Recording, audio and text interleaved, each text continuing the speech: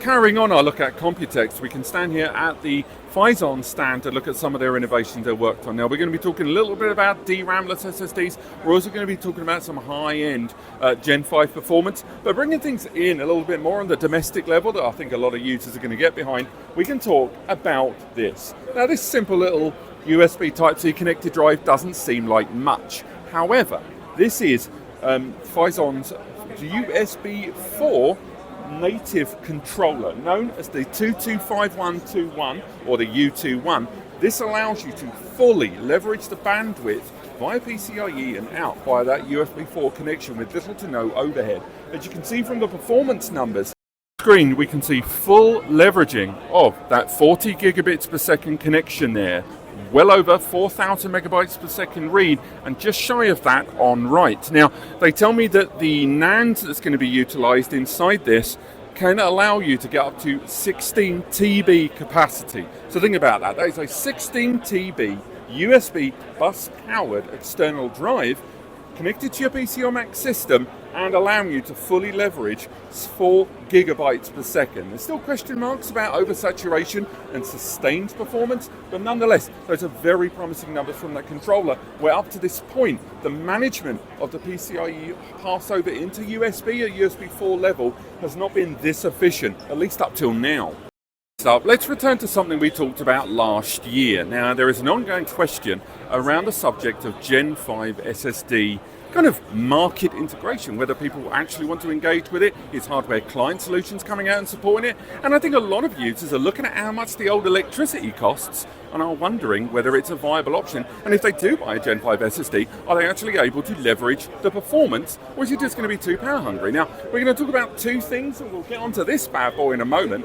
Definitely something impressive to talk about, but I want to talk about these. Last year, we discussed the Phison E31T DRAM-less controller. We're having an absolute nightmare trying to film these due to the white background underneath, but ultimately this is a DRAM-less Gen 5 SSD, able of achieving 10 gigabytes per second read and close to 9, maybe even 10 gigabytes per second write. We're seeing variable performance. Now that 10 gig SSD read, as I move my camera back, that might not sound that exciting when we're talking about faster Gen 5 SSDs, but unless you missed it, the key word there was DRAMless. DRAMless SSDs that do not require that little extra element of RAM, which will cost money to put on the board, but also allows for these SSDs to be a lot tighter packed, allow for smaller installations and lower power consumption.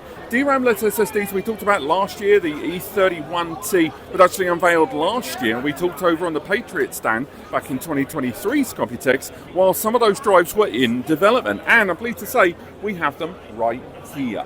DRAMless Gen 5 SSDs are going to make Gen 5 SSDs more affordable, less power consuming, and allow for smaller installations. And as we see a lot more of these little mini PCs that are rocking out the gate with SoC, Intel and AMD components, drives like this are going to become highly desirable when heavy read is preferred to heavy write operations. Those write operations, roll the R when there isn't there, the write operations, these drives aren't going to be hot for that. But when it comes to the read, your operating system, stuff like that, maybe not a scratch disk, these are going to be ideal.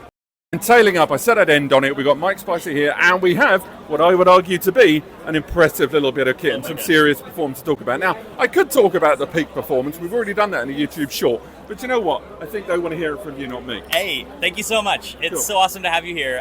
So yeah, this is the Apex Storage X16. Sorry, I've got like an X21, I've got an X16. However, this year we're showing off the Gen 5. So with the Gen 5, this is our latest, highest fasting performance. Theoretical maximum sitting around 64 gigabytes per second. Real world, here we're displaying 54.8 gigabytes per second read, about 52 gigabytes write. So, and what about the IOPS? What are we looking at there for the IOPS? About 20 million IOPS So with just these 20 million? Phison. Only Okay. 20 million, yeah. Just 20 million. Although with the Gen 4 card, I've been able to achieve 40 million IOPS, but that has 21 drives. So more drives gets you more performance. So a card like that would actually allow for those Gen 4 drives to really, I mean, the saturation point is already kind of there as it is. Absolutely. But with the Phison, this is running the E26 controller SSDs inside there. And that's across 16 drives in there, and I believe each one of those can hit maybe 8 terabytes on each one of those slots. So you're looking at phenomenal storage capacity there. I mean, what's the saturation point there in terms of the tail off when you're oversaturating the cache on those? Because you've got multiple drives being read and written to. Surely that adds to a more sustained performance number. It absolutely does. In people's use case, these benchmarks are obviously using 1 meg block size, and that's not people's average use case. It's realistic use cases are about 4K block size, right? And there's other benchmarks here that show what those are sitting at, and it's about 100 megabytes per second. Throw that together with 16, you're sitting close to about 2 gigs a second at 4K. So you're talking a 16x performance in a RAID 0, of course, to be able to get that level of performance on your 4K, on your day-to-day work life. And so it just really supercharges a workstation. Absolutely, and with more and more of brands occupying and kind of integrating the E26 controller, we talked about Sprint recently with one of your cards as well, and the E26 controller. I know there are other options out there, but Phison still largely dominates the field. And Gen 5 uptick has got greater. I think a lot of users were concerned about this oversaturation point of that onboard cache. We've already just talked about the DRAMless drives there. I mean, have you tried at any point utilizing the DRAMless drives on one of your cards yet? Or is that not possible? Or Absolutely. We're just a transparency. We're just passing you to the CPU. We're just adding more lanes to be able to pump into the CPU. So I don't care what your drive has on it, if it's DRAMless or if you got DRAM. And the crazy thing is in most cases, DRAM only gives you so much buffer. Once you use up that buffer, or if you're doing a lot of random operations, like you're losing performance having that extra DRAM. It's not as big as a factor in my experience as people would have you think it would be. So, and with the host memory buffer applications built into that DRAMless controller, this card is definitely going to be leveraging a lot of that anyway outside of DRAM occupied drive. But thank you so much, man. Yeah. We're going to be carrying on talking about Computex today, talking about stuff like this. We're going to take a few more shots of this right now and hang around the stand a bit more. But there will be a full article linked in the description going through all of the components we've talked about today. But thank you so much for watching. We'll see you on the next video.